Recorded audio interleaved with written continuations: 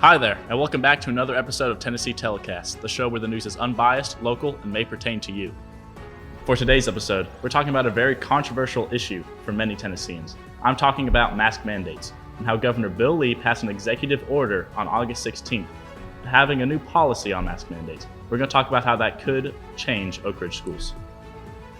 The coronavirus is a seemingly never-ending pandemic.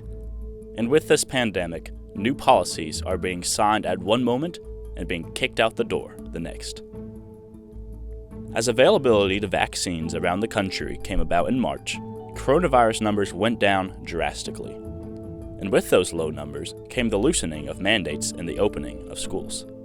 Unfortunately, with the new Delta variant arising, the coronavirus numbers have begun growing exponentially once again, with some hotspots being in Florida, Texas, and our very own state, Tennessee.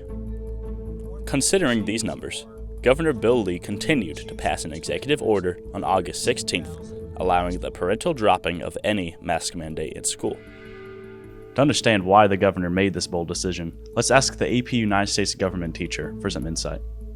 I believe that the governor passed the executive order to placate the public who are wanting masks while also doing the opt-out for parents to have some control over what they believe are their freedoms.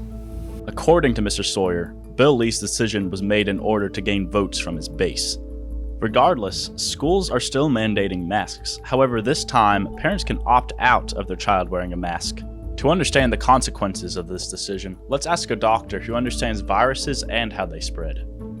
Well, the CDC guidelines said that everyone inside of a school building should be masked up. And so I tend to believe what scientists say. And if scientists say that we should be masked up within a school, then I think we should be masked up within a school. And I think that's probably the safest bet as far as protecting people's health.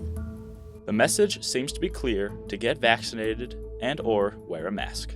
With many people angry and even scared at the governor's executive order, the question must be asked if it can be overturned. Yes, if the state Supreme Court of Tennessee finds that it is unconstitutional or not lawful, they can overturn it. Bill Lee's executive order and COVID look like they're sticking around, so I recommend you do what you think is best for your family.